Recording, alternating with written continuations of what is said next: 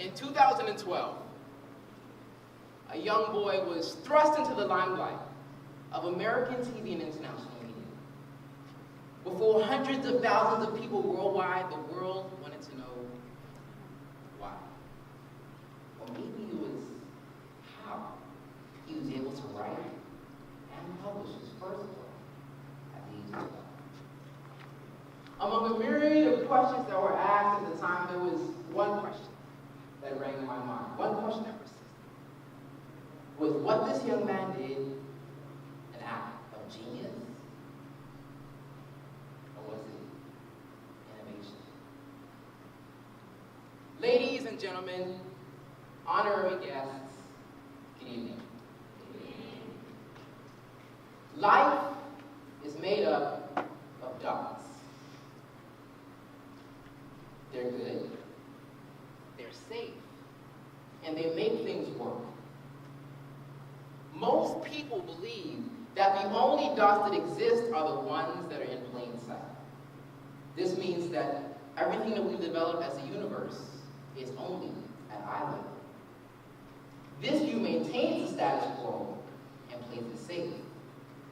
Innovation is recognizing the dots everyone else misses, but connecting them together to create something life-changing. This is the same theory I applied to my own life when I wrote and published my first book at the age of 12. You see, although I was a student, I realized then that you can innovate where you are with what you have. I realized the problem that I faced, I created my solution, and I shared it with the world. Everything else that transpired after it was a result of opportunity meeting innovation to create something that I remembered for the rest of my life. Was what I did an act of genius, or was it innovation? Fellow achievers, innovation can happen anywhere by anyone. It doesn't require special knowledge, and it doesn't require special skill. But what it does require is the desperation to take advantage of your situation to create something memorable.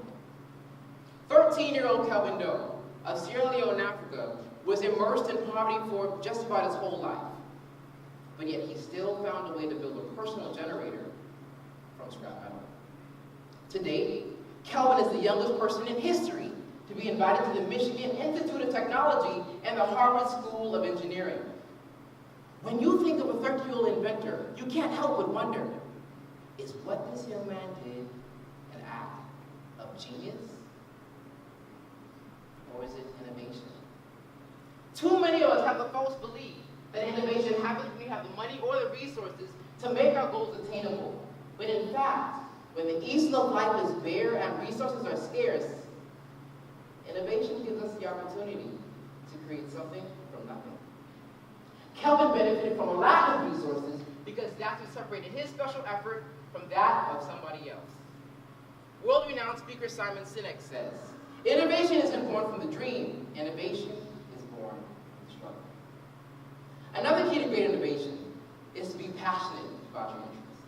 In fact, when you're able to visualize the ideas in your mind and find a way to bring your concept to life, innovation and passion works together to bring forth your dreams. And even when we do get discouraged, and you will, your passion paired with your innovation will make the world bend to your demands. Nick DeLoisio, a 17-year-old passionate reader from England, felt that news articles contain too much secondary information and not enough facts. So Nick designed a solution, an application, that took long news articles and condensed them to just under a paragraph. Yahoo.com bought the app from Nick for $30 million cash. Yahoo.com bought the app from Nick DeLoisio, a 17-year-old in high school, for $30 million. Now, what would you do with $30 million? Boy, I'd be wearing Jordans right now. But is what Nick did genius? Or was it innovation?